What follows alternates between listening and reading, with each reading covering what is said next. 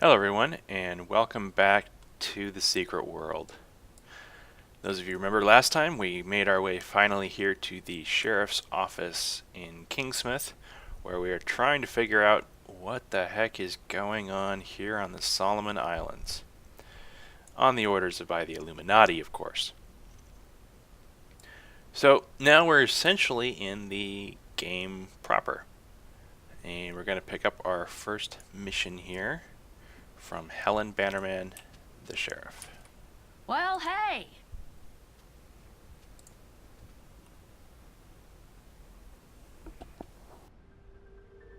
Ain't this a heck of a thing? 3 years without firing a shot, other than putting down some animal got itself hit by a truck. These past nights, we've gone through bullets like candy at Halloween. I used that jail cell to dry out old paperwork mostly, or Bill Dexter when he'd had a bad one. Now I've got all these folks good as locked in here, and no sleeping it off for the morning either. The way things are headed, I'm seeing us outlasting our supplies. Not by much, if it comes to that. Andy finds what he can, but with the cruisers stuck propping up the barricade... So I'm obliged to anyone who'll poke around town a piece. Bring in the essentials. We can call it requisitioning. I don't think the store owners will be writing this one off as an act of God.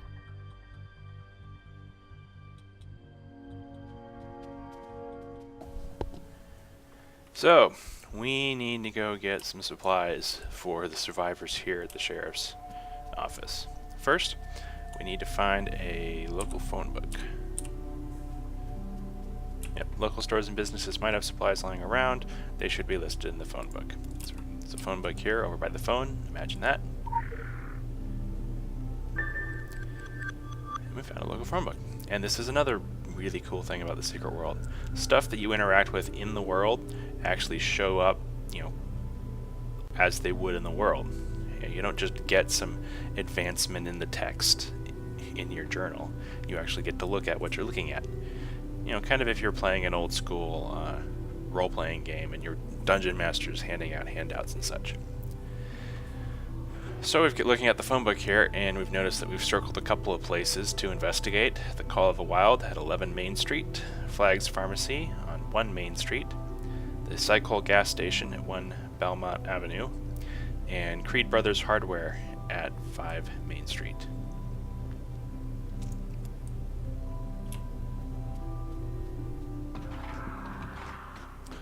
So off we go. And you know what? While we're here, I'm going to also pick up, and we're going to do a quick quest here that demonstrates how crafting in this game works. Zen and the Art of Weapon Maintenance. Moose is handy with his hands, but he's only got 2 of them. Help him take apart a broken shotgun and use its parts to make something powerful and new. Now, this being another box quest, we don't really get any kind of cutscene for it. Moose knows all the... nope, yeah, that's of course what we just said. Alright, examine Zen and the Art of Weapon Maintenance. Moose's super secret assembly tips. Disassembly. To disassemble an item, place it in the item slot in the assembly window, the Y key, and press disassemble. This will provide a number of raw materials that can be used in assembly. Assembly. To assemble a new weapon, place the raw materials in the parts area. You will require a weapon toolkit in order to craft a new weapon. Arranging the materials in various shapes will result in different weapons. These are actually the shapes for each of the 8 weapons in the game.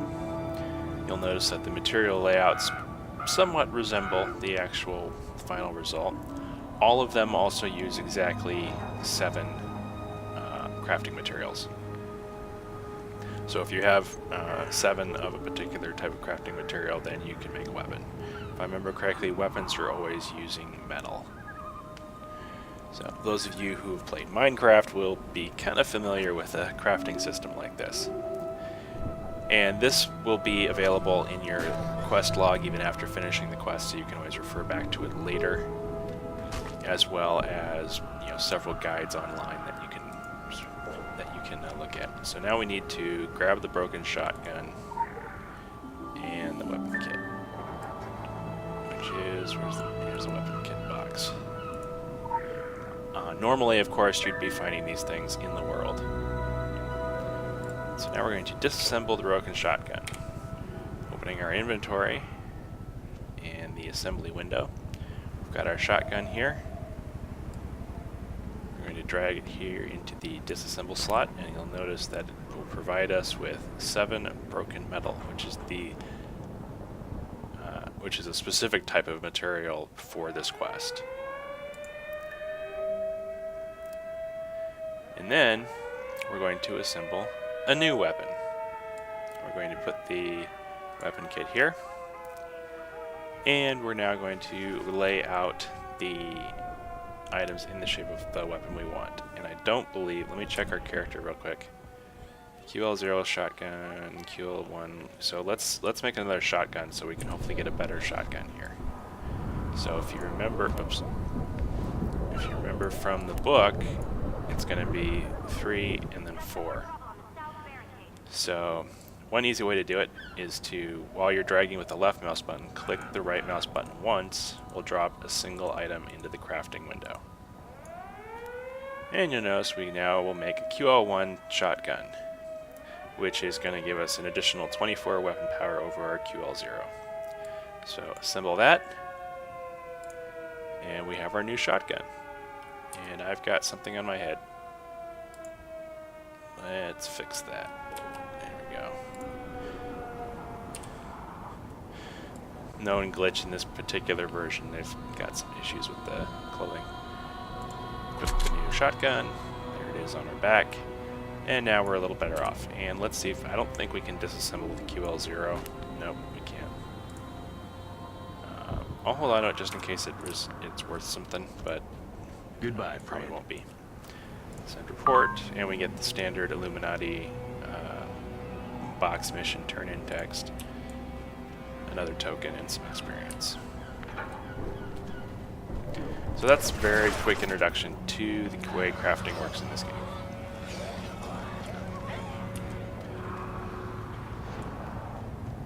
And, you know, for the most part, you can craft stuff just as good as what you can find in the world, but it's going to be dependent a lot on getting the material. In fact, the materials aren't even that hard to get. What's really going to limit you is the kits. We've got zombies on our big tail.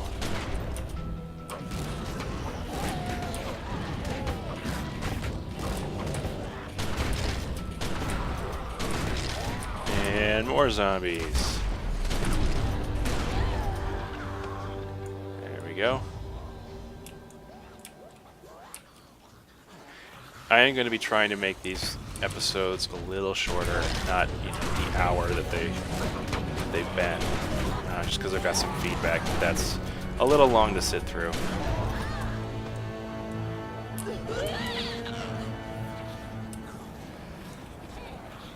And this will be also a bit of an experiment, because I'm not necessarily going to show every step I take to and from mission objectives and other things, just because that can get boring. So I will try to limit it to interesting stuff and do some editing, so that'll affect the length, and it may take me a couple of episodes before I figure out exactly how long it takes or how long to record for this edited video. And actually skipped right past looting there. Don't worry, we'll see it again, and I'll cover that.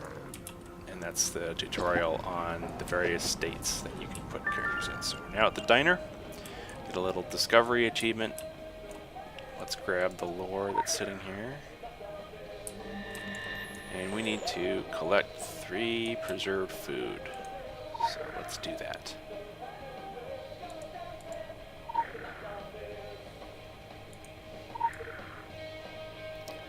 Food is always important for survivors.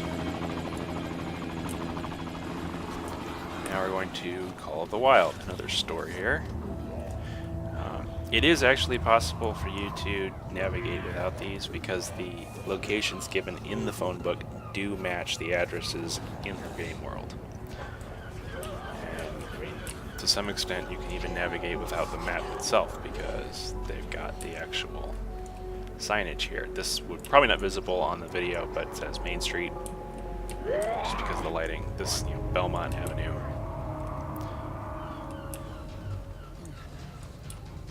And I do believe the stores do obviously have signage for which store they are. Something Dunwich, newspapers and stationery. Paradise Found. I thought they actually had the numbers on the buildings as well, but I'm not seeing it at the moment. Oh, go and die already. Call of the Wild. Lighting here isn't that great, so I'm not really seeing any numbers. And we're gonna grab 3 ammunition boxes from here.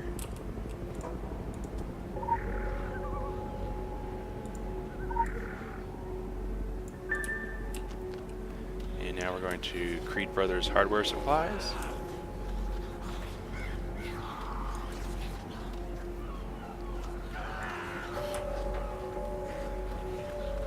Just a little farther up the road here. Go inside. Oh, and something's going to kill us. Again, you want to avoid the white chalk outlines, as they indicate the mob's about to do something rather painful.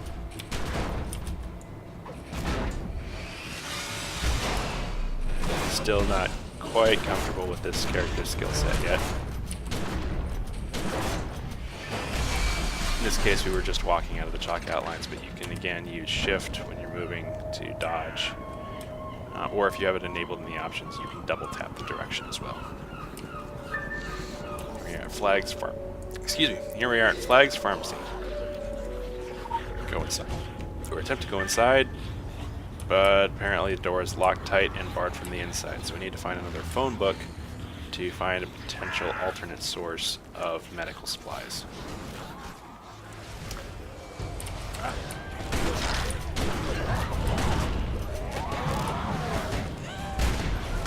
I do want to make it clear that even though the objective was pointing us at this particular phone booth here, that there are phone books that will count for the objective scattered around town. So it's not going to necessarily a specific location.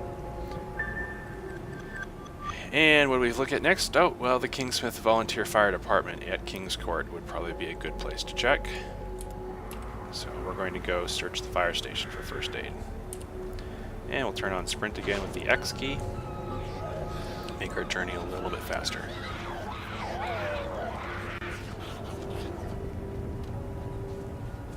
Now again, you'll note that I only picked up the one quest from the Sheriff's Department because we can really only hold one quest at a time, and that's an intentional limit in order to get people to kind of progress through the quest, pay attention to what they're doing rather than just grabbing a bunch of quests, completing them, and not knowing really what's going on. So apparently, we've got zombie firefighters. And these guys are rather resilient.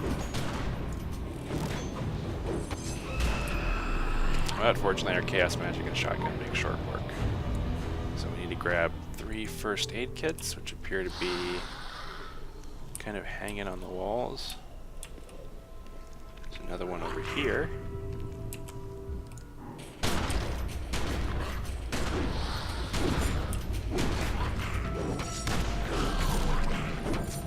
Also use our punches, since punches is probably a better option for us to build resources, simply because I believe that's a single target and it's going to do more damage than pump action.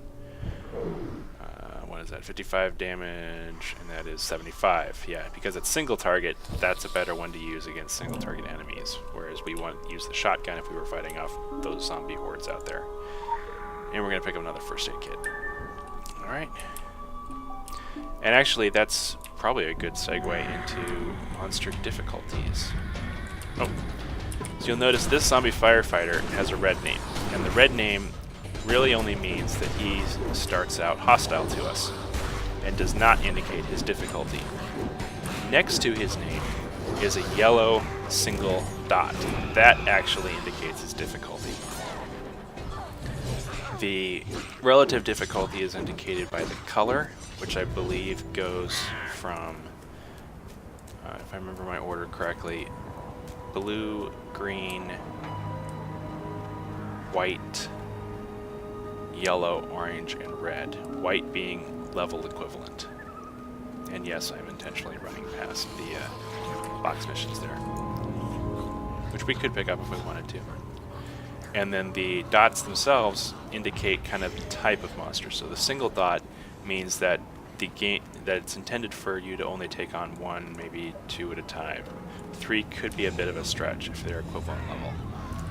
These zombies here, however, if you can see on the stream, is 3 dots grouped in a triangle. That means that they're a swarm monster, which just means you can take more of them on at a time, and they're relatively weak compared to the level that they're indicated at. There's also a flag that shows up on those, and those mean that they are quest objective mobs. Then there is Skull, which is going to be essentially an elite. A Winged Skull, which is going to be a... let's see, I'm trying to think of all the variations. There's a Winged Skull, there's a Crown, and then there's a Winged Skull with a Crown, which is basically a world raid boss. And now we're back at the sheriff office, so we're going to put the supplies here in the storeroom. And that ends our very first quest. But yeah, I mean, anything that isn't a single dot or a triple dot is probably going to be reasonably difficult for you to take out. Skull probably isn't too bad, but I wouldn't recommend it. Oh, and 3 flag is essentially a swarm mob that's going to be a quest target, so they do that. So we're going to send a report back to the Illuminati about gathering supplies. The efforts of local law enforcement are symbolic at best. You're there to contain the situation, find out what happened, not be the gopher for a lost cause. However, your data on Kingsmith's layout is useful, and we want more. We need to know as much as possible about hotspots of activity in order to form an action plan. Fun fact, the town's population is 1,547, and we're estimating a 98% conversion rate. Chow chow. And we get our first choice of actual gear. Now these are all major talismans, which are indicated by the square outline with the upper right corner snipped off. And they are 3 different kinds. So you have this one here, which gives us 5 block, 174 health, and 23 attack. This one gives us 5 crit, 75 health, and 53 heal. And this one gives us 5 hit, 75 health, and 53 attack. So in this game, there's essentially 3 classifications for each item. I don't know if that's necessarily the correct term to use, but essentially all items are going to fall into 3 categories. You have your DPS items, your healing items, and while some might be tempted to call them tank items, it's probably better referred to as health items. Simply because if you're going to be soloing, you're probably going to want 1 or 2 health items equipped just to keep your health up. Unless you're doing a soloing with a healing build, in which case you might want a couple of healing items equipped. Obviously, if you're soloing, you're going to probably put the majority into your DPS. Even during dungeons, if you're fighting off against certain bosses, it may be advantageous to sacrifice a few DPS pieces for health pieces. So it's not a hard and fast rule. Tanks are going to actually want to slot some DPS pieces, simply because they need to do enough damage in order to keep hate on the mob. And some healers, depending on the type of heal, I believe the assault rifle healer may also want some damage pieces because they're doing leech healing, and their healing will depend on how much damage they do. So the gearing system is really flexible. Anybody can equip can equip anything. So look at what kind of fight you're doing and figure out if you're having trouble, why you're having trouble, and try to adjust your gear and your strategy to suit. But in most part, you can tell the difference between, obviously the healing stuff is going to be the only one with heal rating. The, what I call, health items are going to have a much higher health level than attack rating. For example, this enforcement bracer here is 174 health versus 23 attack, so that's going to be a health item. And this over here is only 75, but 53 attacks, so that's going to be a DPS.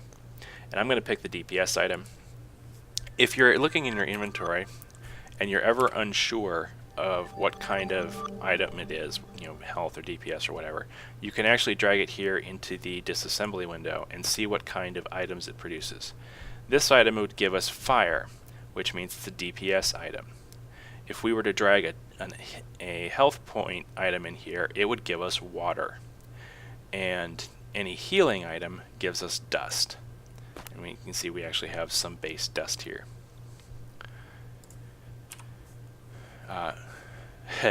Yeah, okay, so whatever's slight glitch in the game, it pulls when one of your clothing whenever you open the character window.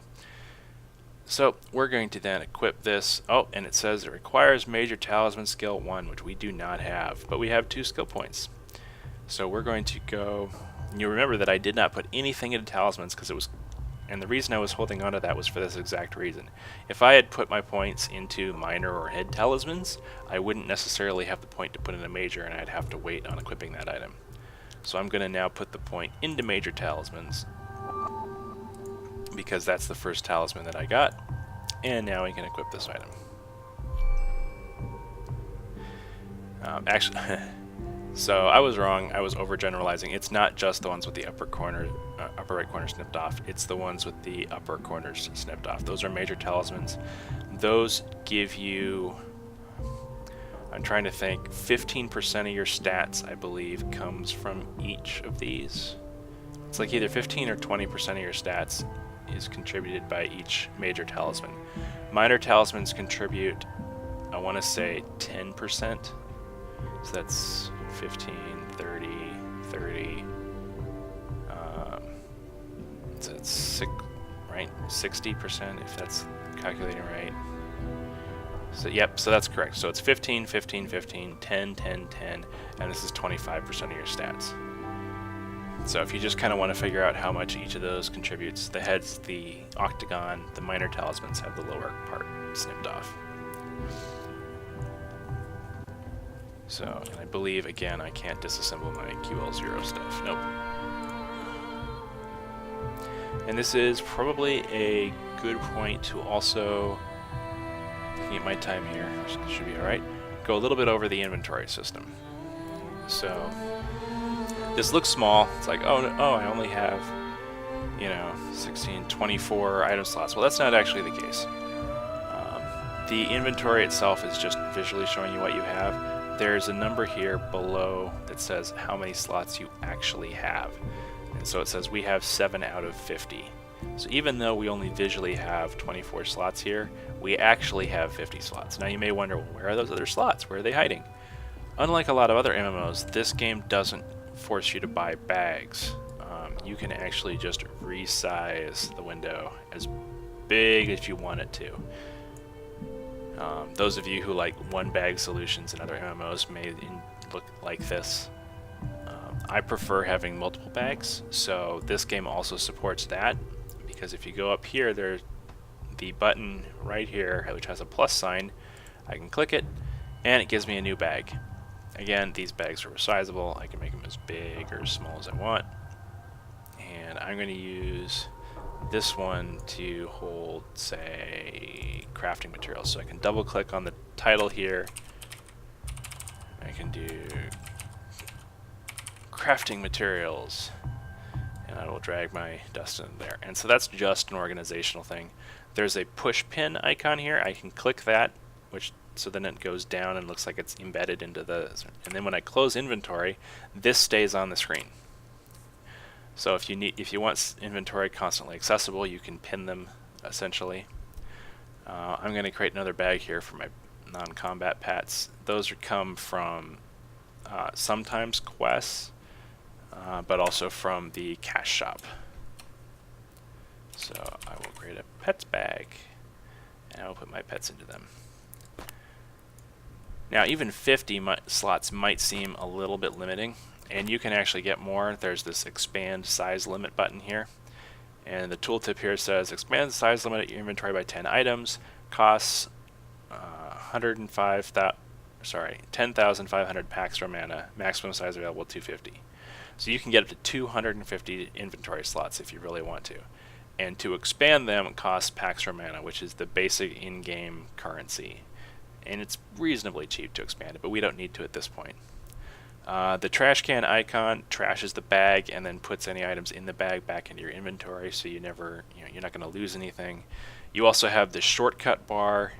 This is definitely a bar as opposed to an actual inventory slots, because if you drag things into here, they don't actually, and it's not going to let me because I can't really use that. I could drag my cat into here, and you'll notice it shows it here, but it's still in the original bag, and then it has the shortcut SH+1 here, which says Shift 1. So it's not bag slots, but it's a way for you to assign hotkeys to certain inventory items, which is useful for things like potions. And I won't pin that yet because I don't actually have any consumables. So that's a very quick overview of the inventory system. It's pretty nice and convenient for people. And actually, at this point, looking at the amount of time that we've gone, I'm going to cut the recording here, and we will be back with another mission here from Helen Bannerman, because as you've noticed, we are at the end of our previous mission, and it left us near quest givers, which is what I was telling you about, a video or so ago. So once you finish a mission, look around for more quest givers. They'll point you towards the next thing to do. So thank you for watching. I hope you've enjoyed. See you next time.